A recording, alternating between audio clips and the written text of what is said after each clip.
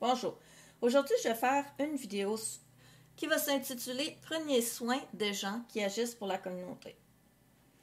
J'ai décidé de faire cette vidéo-là qui est non scriptée parce que ça fait plusieurs années que je m'implique dans la communauté et malheureusement, souvent, je reçois des emails ou d'autres formes de messages ou même des commentaires en personne qui sont vraiment très agressifs.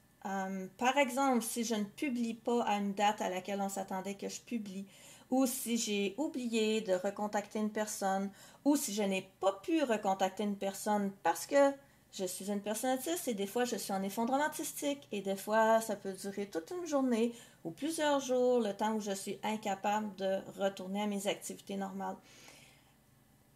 Je comprends que lorsque vous avez des attentes envers moi et les autres personnes, parce que c'est un commentaire que j'ai eu d'autres personnes qui s'impliquent dans la communauté, donc je comprends que vous avez des attentes parce que vous vous dites, ah ben voilà, cette personne-là, elle fait des choses, donc si elle fait des choses, sa vie est sûrement tout organisée.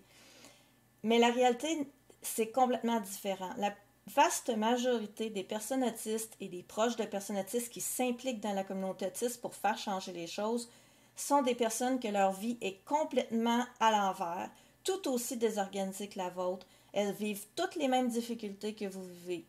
La seule différence, c'est qu'elles ont décidé d'agir pour faire changer les choses, parce qu'elles en ont assez des souffrances qu'elles vivent et elles ne veulent plus que les générations qui vont nous suivre vivent les mêmes souffrances.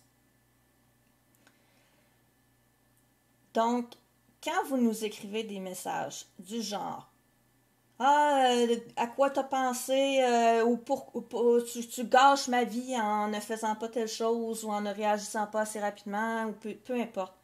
Qu'est-ce que ça fait? Premièrement, nous, ça nous fait vivre de la culpabilité, alors qu'on est là à se démener, à prendre tout notre temps libre, notre énergie pour assurer un meilleur futur pour l'ensemble de la communauté et on se fait ressentir de la culpabilité. Je ne sais pas si vous en avez déjà ressenti la culpabilité, mais quand on ressent de la culpabilité, au lieu de nous pousser à l'action, qu'est-ce que ça fait? C'est tout le contraire. Ça nous englobe, ça nous prend tellement toute notre énergie et notre espace mental qu'en fait, on n'est plus capable d'agir. Donc, c'est contre-productif d'essayer de nous culpabiliser. Puis je comprends que vous pouvez vivre des émotions fortes. Moi aussi, je vis des grosses déceptions quand des fois un intervenant m'avait dit qu'il allait m'aider ou qu'il allait le faire avant telle date ou que j'allais avoir un résultat avant telle date.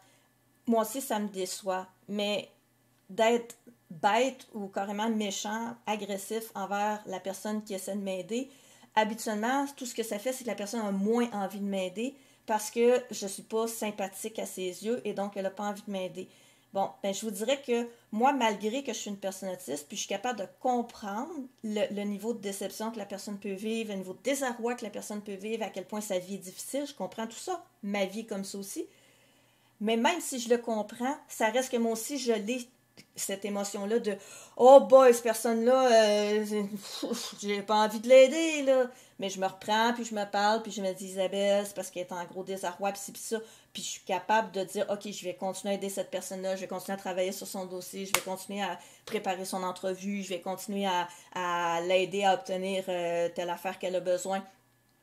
Mais je vais vous dire, il faut que je me parle pas à peu près pour être capable de continuer à le faire. Puis je comprends les intervenants des fois qui juste décident qu'ils me trouvent pas assez sympathique puis ils n'ont plus envie de m'aider.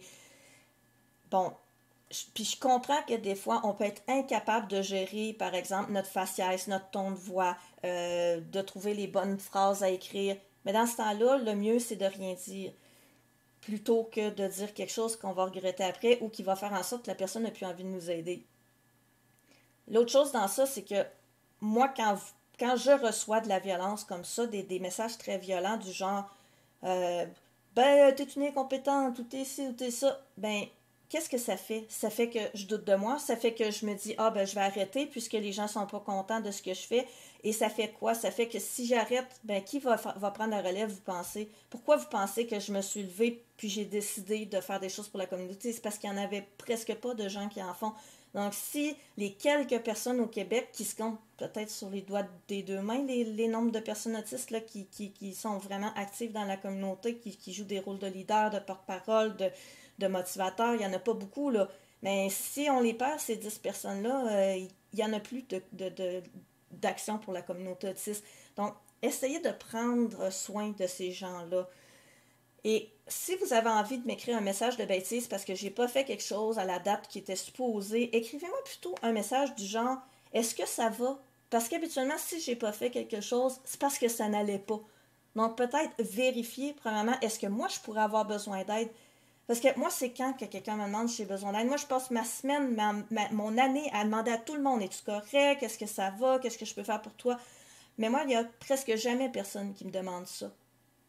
Et je reste avec plein de besoins non répondus. Et des besoins que je sais qu'il y a plein de gens dans mon entourage qui seraient capables de répondre. Donc, au lieu d'écrire des choses agressives aux personnes qui s'efforcent d'agir pour la communauté, pensez à leur offrir de l'aide, pensez à leur demander, juste demander comment ça va, juste qu'on ait nous aussi la possibilité d'exprimer nos souffrances, nos désarrois, nos besoins non répondus. Donc, et aussi de vous impliquer. Je comprends que c'est difficile de s'impliquer quand notre vie va mal. Ça fait 7 ans que je m'implique, mais ça fait 7 ans que ma vie est chaotique. Là, ça va un peu mieux depuis 1 an et demi. J'ai un toit sur la tête, stable enfin. J'ai un revenu stable, quoique c'est très fragile. Je pourrais le perdre n'importe quand. Même chose pour mon toit, mais au moins, là, pour le moment, j'ai ça. Mais dans les 7 dernières années, j'ai encore vécu plusieurs événements traumatisants, dont 2 qui m'ont laissé des stress post-traumatiques, des abus très, très violents, toutes sortes de situations. Et donc, j'ai encore plus d'intervenants. Mes intervenants veulent juste pas me voir. Ils sont pas capables d'en trouver un qui a les qualifications requises pour traiter une personne autiste, qui a à la fois des stress post-traumatiques et un TSA. Il y a plein de facteurs. L'année passée, j'ai pu aller à l'épicerie seulement 10 fois dans l'année parce que tout simplement, ça, j'avais pas de transport, j'étais pas assez bien physiquement pour m'y rendre avec le transport en commun. J'avais pas l'accompagnement parce qu'il m'aurait fallu une personne avec moi dans l'épicerie. Plein d'autres raisons, mais je manque régulièrement d'aliments parce que je n'arrive pas à aller faire l'épicerie, soit à cause de ma santé physique, ma santé mentale. Je suis trop en état de choc post-traumatique, puis je suis pas capable d'aller dans l'épicerie, puis j'ai pas d'accompagnement. Il y a 1001 choses. J'ai eu à un moment donné dans l'hiver des problèmes de santé physique. J'avais personne pour m'accompagner à l'hôpital. J'ai un stress post-traumatique lié à l'hôpital aussi, donc j'étais pas capable d'y aller. Il y a 1001 choses qui sont pas réglées dans ma vie. Pareil comme toutes les autres personnes autistes qui s'impliquent, on les prendrait une par une. Elles non plus, leur vie sont loin d'être parfaites. Donc, c'est le message que je voulais vous dire aujourd'hui. Essayez de, premièrement, prendre soin de ces personnes-là, minimalement en ne leur garochant pas de la violence. Ils en vivent déjà assez comme ça de la part du reste de l'univers.